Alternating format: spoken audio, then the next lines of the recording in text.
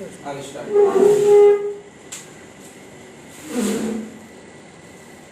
हाँ, तो हम लोग कर रहे हैं रेशियो का बैलेंस शीट। मतलब रेशियो के आपके पास इंफॉर्मेशन दिए रहेंगे, ऐसे ही कहने को देखा जाए तो आपके पास आंसर अवेलेबल हैं और क्वेश्चंस आपको फाइंड आउट करने हैं। मतलब सारे पॉइंट्स आपको दिए हैं। फ्रंट करने से सारे पॉइंट्स आपके पास अवेलेबल हैं और आपको ये सारे पॉइंट्स के हेल्प से बैलेंस शीट के इंपॉर्टेंट एलिमेंट खोजने हैं।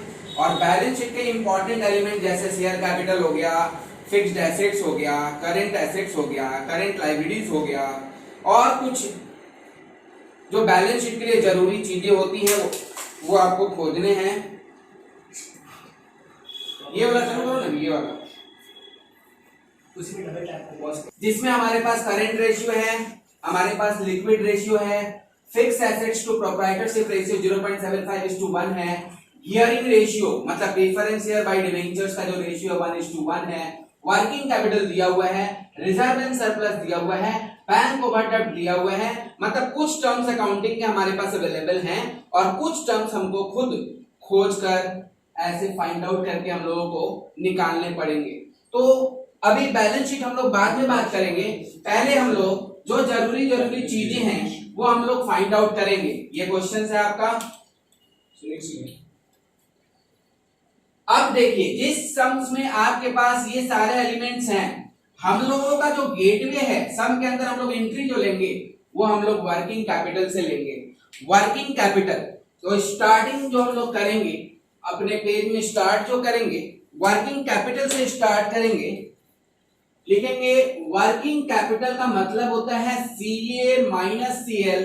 शॉर्ट फॉर्म का यूज हम ज्यादा करेंगे, आप लोग उसको एग्जाम में मत करना। वर्किंग कैपिटल का मतलब CA माइनस CL होता है और वर्किंग कैपिटल आप लिख रहे हो। वर्किंग कैपिटल आपके क्वेश्चन में दिया हुआ है 8000, मतलब हुआ CA minus CL is equal to 8000। और अगर हम लोग CA लिखें तो हमारा जो होगा 8000 प्लस CL, ये एक आपको इक्वेशन मिलेगा। वर्किंग कैपिटल के हेल्प से हम लोग सम के अंदर एंट्री लेंगे, वर्किंग कैपिटल के हेल्प से हम लोग सम के अंदर जाएंगे और यहां पर आपको करंट एसेट्स मिलेगा। देख नहीं रहा, करंट एसेट्स मिलेगा और ये करंट एसेट्स जो है क्या आ रहा है,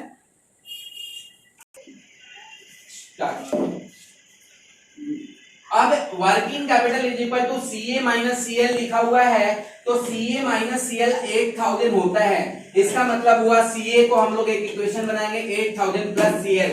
जैसे ही आपको CA मिल गया 8000 प्लस CL, आप लोग यहाँ का करंट रेशियो को यूज करिएगा और करंट रेशियो का फॉर्मूला हमारे पास होता है CA बाई CL।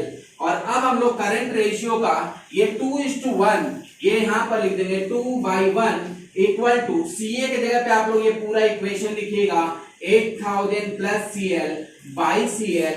अब आप लोग क्रॉस मल्टीप्लिकेशन करिए और CL का वैल्यू फाइंड आउट करिए। CL का वैल्यू आपके पास हो जाएगा 2CL equal to 8000 plus CL और 2CL minus CL equal to 8000 और CL इक्वल टू 8000। CL आपके पास क्या मिला, उल्टा ही आ रहा है, तो ऐसे कर 8000। CL क्या मिला 8000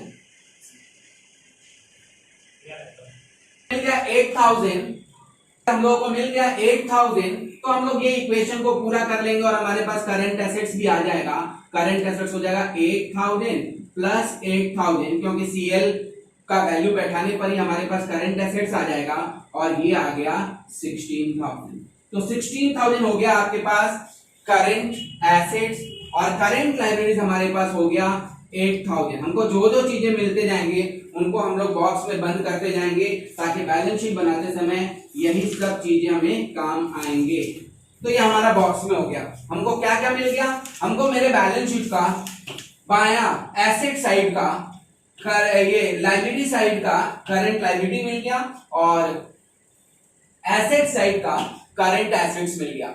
इसके बाद हम लोग अब आगे की तरफ जाएंगे और लिक्विड रेशियो का यूज करेंगे। लिक्विड रेशियो का यूज करके हमें जो मिलेगा, लिक्विड रेशियो का जो यूज करेंगे हम लोग, तो लिक्विड रेशियो का यूज करेंगे, इससे हमको इन्वेंट्री भी मिल जाएगा। लिक्विड रेशियो का फॉर्मूला क्या होता है? CA माइनस स्टॉक, स्टॉक मतलब इन्वेंट्री, इन्वेंट्री वर्ड यूज करिएगा आप लोग, CA माइनस inventory whole divided by CL minus bank OD. अगर क्वेश्चन में बैंक ओडी मेंशन है तो आपको बैंक ओडी डालना होगा, अगर क्वेश्चन में बैंक ओडी है ही नहीं तो आपको बैंक ओडी लिखने का कोई जरूरत नहीं है। तो यहां पर आप लिक्विड रेशियो जो है, लिक्विड रेशियो कितना है? 1.25 by 1 इक्वल टू CA का वैल्यू हम लोग अभी अभी फाइंड आउट किए हैं 16,000 माइनस स्टॉक हमको निकालना है, करंट लायबिलिटी का वैल्यू हम लोग अभी अभी फाइंड आउट किए 8,000 और बैंक ओडी ऑलरेडी क्वेश्चन में दिया हुआ है। अब इससे हम लोग क्रॉस मल्टीप्लिकेशन करेंगे, 16,000 माइनस स्टॉक इक्वल टू ये आपका हो गया 6,000 इंटू 1.25 कितना हो रहा है फटाफट बताओ तुमको बना दे। इसके बाद स्टॉक का वैल्यू आप लोग फाइंड आउट करिएगा, स्टॉक का वैल्यू होगा 16,000 माइनस 7,500 कितना हो गया बताओ? 8,000 रुपया आपके पास स्टॉक आ गया, 8,500 8,500। ये हमारा बैलेंस शीट में करंट एसेट्स का भी सब डिवीजन आपको मिल गया।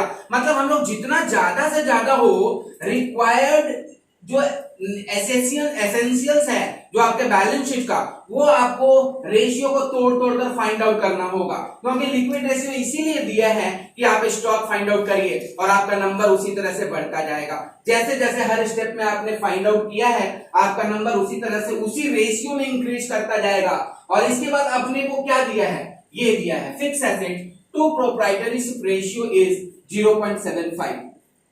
भाई इसका भी यूज करेंगे तो हमको कुछ ना कुछ तो मिलेगा ही। चलो यहाँ पे हमको दिख रहा है कि फिक्स एसेट्स मिल जाएगा, इसलिए हम लोग ये वाला फॉर्मूला भी यूज करेंगे, fix assets by proprietors fund. Proprietors fund को मैंने PF बोलकर यूज किया है, प्रोविडेंट फंड मत याद कर लेना आप लोग, ये प्रोप्राइटर फंड है, आप लोग इसका पूरा नाम लिखिएगा, इज इक्वल टू दिया हुआ है 0.75 by 1। अब इसको हम लोग कैसे ब्रेक करते हैं? तो देखिए फिक्स एसेट्स, प्रोप्राइटर फंड का एक एसेट्स अप्रोच वाला फॉर्मूला होता है fix assets plus current assets minus current liability, क्योंकि आपके पूरे सब में फिक्स एसेट्स का वैल्यू नहीं है तो फिक्स एसेट्स आप इसी से निकाल सकते हो। ये प्रोप्राइटर फंड का एसेट्स अप्रोच वाला फॉर्मूला है fix assets plus current assets minus current liabilities is equal to 0.75 by 1। अब हम लोग क्या करेगा, इसका क्रॉस मल्टीप्लिकेशन करेगा, fix assets equal to 0.75 fix assets plus current assets minus current liabilities. अभी हम लोग क्या करेगा, फिक्स एसेट्स है माइनस 0.75 फिक्स एसेट्स लिख दिए और CA माइनस CL मतलब वर्किंग कैपिटल क्वेश्चन में ऑलरेडी दिया हुआ है 8,000, आप इसके जगह पर 8,000 लिख देंगे। अब आपके पास होगा 0.25 फिक्स एसेट्स और फिर 8,000 और फिर बताओ Vivek, fix assets is equal to हो जाएगा 8,000 बाय 0.25, 24,000 आपके पास फिक्स एसेट्स आ गया। कितना आसानी से आपके पास फिक्स एसेट्स भी आ गया। बैलेंस शीट के तीन चीज अब हमारे पास हैं, क्या है? फिक्स एसेट्स, करंट लायबिलिटी और इन्वेंट्री हम लोगों ने निकाल रखा है पहले से ही। आप कोई क्वेश्चन है तो बोलो। Fix assets to proprietor ratio जो है fix assets by proprietors fund is equal to दिया हुआ है 0.75। अब आपके पास फिक्स एसेट्स आपके पास है और प्रोप्राइटर्स फंड के जगह पे हम लोग ये फॉर्मूला एसेट्स अप्रोच वाला यूज कर सकते हैं, fix assets plus current assets minus current liability equal to 0.75। अब यहाँ पर हमारे पास फिक्स एसेट्स निकल जाएगा, इससे फिक्स एसेट्स को हम लोग फिक्स एसेट्स लिखेंगे, लेकिन CA माइनस CL के जगह पर क्या है? वर्किंग कैपिटल 8,000 है हमारे पास 0.75। अब हम लोग इसको क्रॉस मल्टीप्लिकेशन करेंगे, fix assets equal to fix assets plus 6,000 और सॉरी 0.75 फिक्स एसेट्स ये तो प्लस 6,000। अब आप लोग फिक्स एसेट्स को एक तरफ कर दीजिए, fix assets minus 0.75 fix assets equal to 6,000 और फिक्स एसेट्स में से 0.75 फिक्स एसेट जाएगा तो 0.25 fix assets is equal to 6000 और fix assets is equal to 6000 by 0.25 बताइए कितना आया 24,000। तो ये रहा आपका फिक्स एसेट्स। हमारे पास अब फिक्स एसेट्स भी मौजूद है, हमारे पास अब स्टॉक भी मौजूद है, हमारे पास करंट लायबिलिटीज का टोटल बैलेंस मौजूद है, हमारे पास करंट लायबिलिटीज का भी बैलेंस मौजूद है।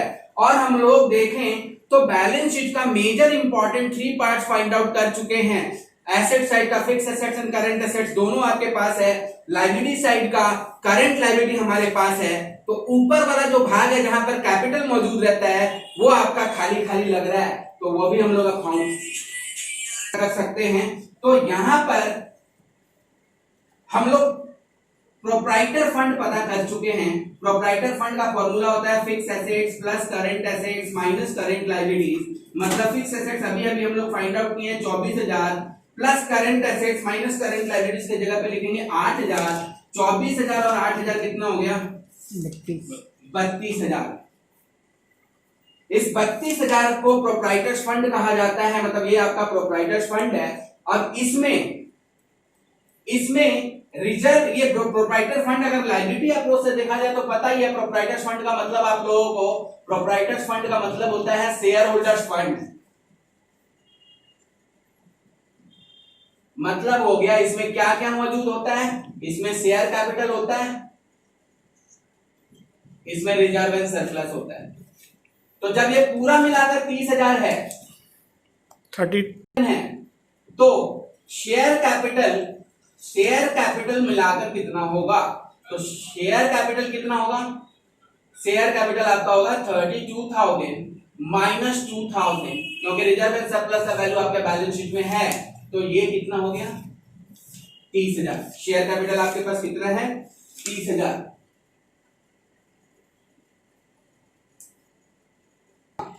प्रोप्राइटर्स फंड मतलब क्या हो गया, आपके पास 30,000 है प्रोप्राइटर्स फंड। इसके बाद हम लोग यहां पर गियरिंग रेशियो का यूज करेंगे। गियरिंग रेशियो का फॉर्मूला में आप जो शेयर कैपिटल होता है, इसमें दो तरह के शेयर कैपिटल होते हैं, एक इक्विटी शेयर और एक प्रीफरेंस शेयर। तो दोनों को सेपरेट करने के लिए हमारे पास गियरिंग रेशियो भी दिया हुआ है। तो अब हम लोग यहां पर ये पता करेंगे कि दोनों जो चीज है इसमें 1:1 के बराबर में है, तो इसमें इक्विटी शेयर कैपिटल आपका कितना आ जाएगा, इक्विटी शेयर कैपिटल हो जाएगा 30,000 इंटू 1/2। म्यूट करो तुम, बाद में बताते। 30,000 इंटू 1/2 ये आपका आ गया 15,000। और इसके बाद इक्विटी शेयर कैपिटल आपके पास है, तो प्रीफरेंस शेयर कैपिटल भी कितना हो जाएगा, ये भी 15,000 हो जाएगा, ये भी हाफ है। तो 30,000 को आप आधा आधा बांट दिए तो आपको यहां पर क्या मिल गया, शेयर कैपिटल भी मिल गया, इक्विटी शेयर कैपिटल भी मिल गया, प्रीफरेंस शेयर कैपिटल भी मिल गया। हो गया, ये आपके पास सारे एलिमेंट्स हो गए। और अब हम लोग बैलेंस शीट शो करेंगे। बैलेंस शीट के लिए हम लोग नया फॉर्मेट यूज करेंगे।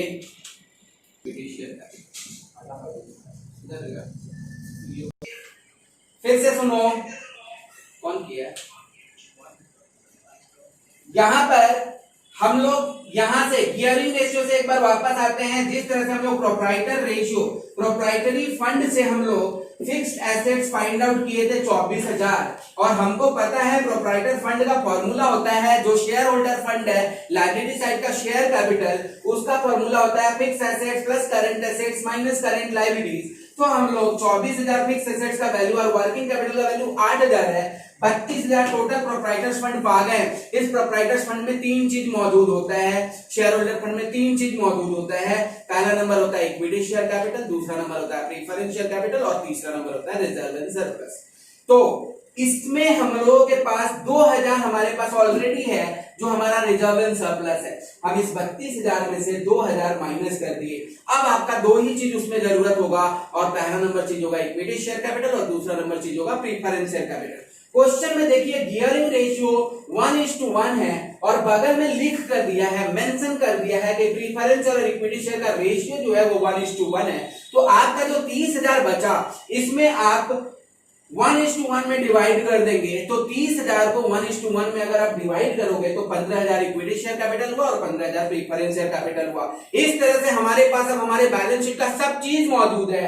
शेयर कैपिटल है, रिजर्व एंड सरप्लस है, लॉन्ग टर्म लोन तो क्वेश्चन में ही नहीं दिया है, करंट लायबिलिटीज है, करंट लायबिलिटीज को भी हम लोग तोड़ सकते हैं क्योंकि बैंक ओवरड्राफ्ट आपके क्वेश्चन में दिया है, और एसेट्स में फिक्स एसेट्स है, लायबिलिटी में एसेट्स में फिक्स एसेट्स और करंट एसेट्स है। तो अब हम लोग एक बैलेंस शीट ड्रॉ कर सकते हैं, और बैलेंस शीट कोई भी आप लोग नए वाले फॉर्मेट में ड्रॉ नहीं करिएगा। यहाँ पर हम पुराना फॉर्मेट ही आपको बता रहे हैं, नया फॉर्मेट ही बता रहे हैं आपको, एक बार उसको देखिएगा। नया फॉर्मेट हम लोग भले ही ब्रीफ में बनाएंगे लेकिन नोट्स टू अकाउंट्स के साथ बनाएंगे। ये बैलेंस शीट है, बैलेंस शीट है, ये फॉर्मेट है। ऊपर लिखेंगे कौन सा लिमिटेड है, ये लिमिटेड, यहां पर लिखेंगे बैलेंस शीट, एज ऑन ऐसा कुछ, एज ऑन आप लिख दीजिएगा, 31 क्लोजिंग डेट होता है, और बैलेंस शीट का ये फॉर्मेट होता है, particulars, note number, note number,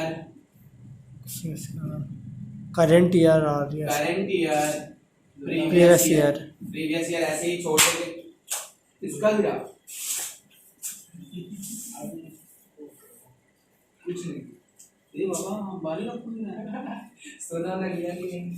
हाँ, ए नंबर में हम लोग लिखेंगे इक्विटी, वन नंबर लिखेंगे इक्विटी एंड लायबिलिटी, थोड़ा नजदीक से ले सकते हो, इक्विटी एंड लायबिलिटी।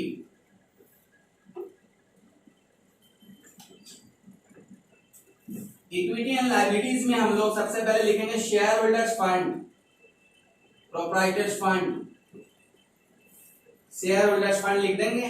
इसमें हम लोग ए नंबर में लिखेंगे share capital,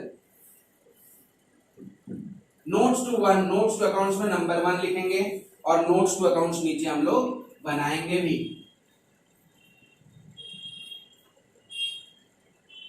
notes to account,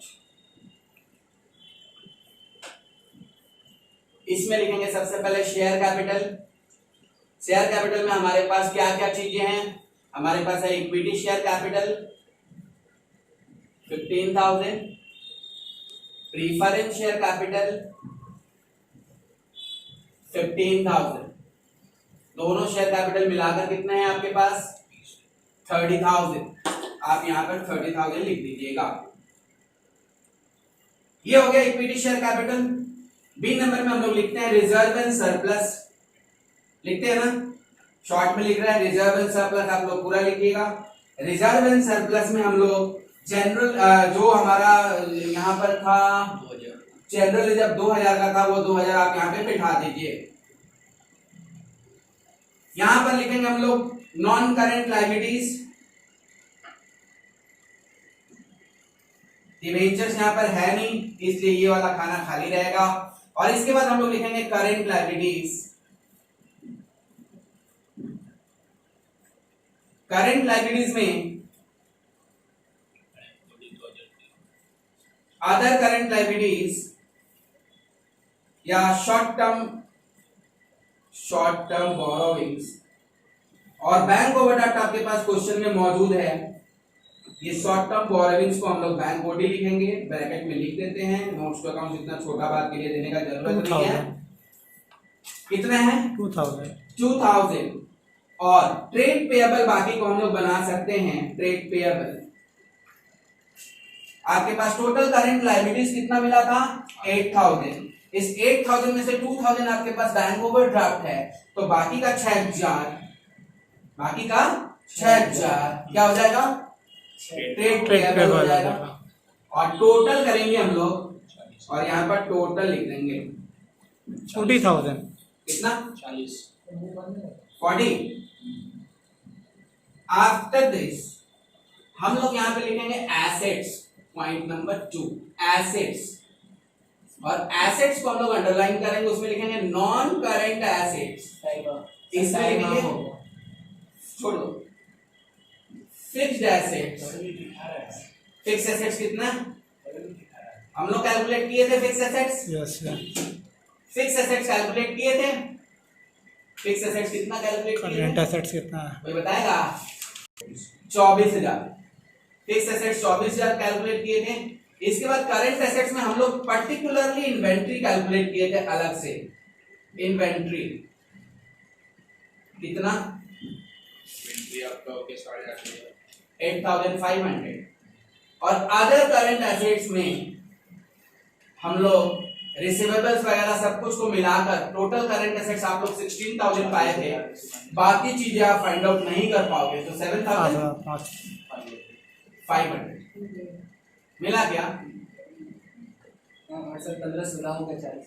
16 minus 8,500 ये आपका हो गया 40,000 टोटल। ये आपका प्रॉब्लम है बीकॉम CU बीकॉम 2011 का सम। कलकत्ता यूनिवर्सिटी 2011 में ये सम आया हुआ है में भी यही है। और ये सम रिपीट है, काफी रिपीट है। मतलब आप पिछले 10 साल को देखिएगा, पिछले 10 साल में ये सम कम से कम इस टाइप का, इस प्रजाति का सम 5-6 बार रिपीट हुआ है। तो हम लोग पूरा उम्मीद कर सकते हैं कि ये क्वेश्चन आपके एग्जाम्स में हो सकते हैं, इसको छोड़कर नहीं जा सकते हम लोग। तो ये हो गया आपका current ratio, liquid ratio, working capital, gearing ratio, ये सब का यूज करते हुए आप बैलेंस शीट कैसे बनाते हो उसका एक सब